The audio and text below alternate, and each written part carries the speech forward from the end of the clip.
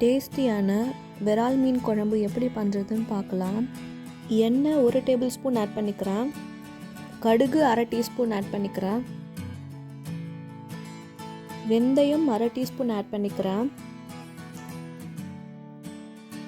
கடுகு நல்லா பொரிஞ்சதும் 2 பச்சை மிளகா, கருவேப்பிலை கொஞ்சம் ஆட் பண்ணிக்கிறேன்.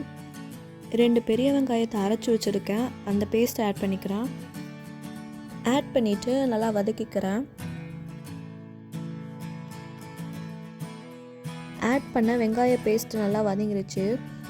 4 பெரிய தக்காளி எடுத்து அரைச்சி வச்சுருக்கேன், அதை ஆட் பண்ணிக்கிறேன். ஆட் பண்ணிவிட்டு நல்லா வதக்கிக்கிறேன்.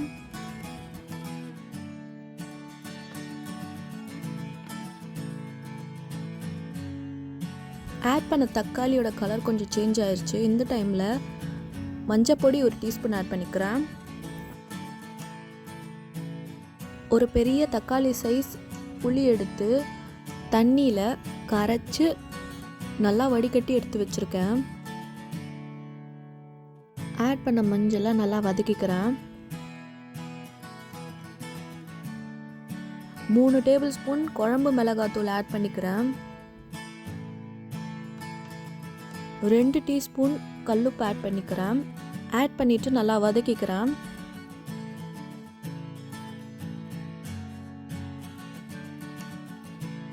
ஆட் பண்ண மிளகாத்தூள் நல்லா வதங்கிருச்சு. இந்த ஸ்டேஜில் தண்ணியில் கரைச்சி வச்சுருக்க புளியை ஆட் பண்ணிக்கிறேன்.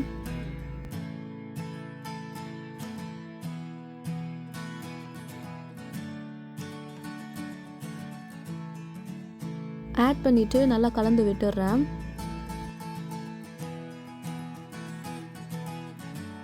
மீடியம் ஃப்ளேமில் வச்சு நல்லா 10 நிமிஷம் கொதிக்க விடணும்.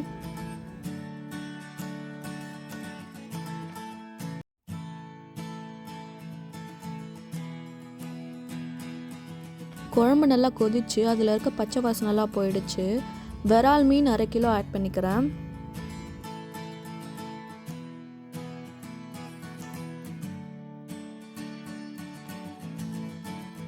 விரால் மீன் ஆட் பண்ணதுக்கப்புறம் லோ ஃப்ளேமில் 5 நிமிஷம் வேக வச்சு எடுத்துக்கிறேன்.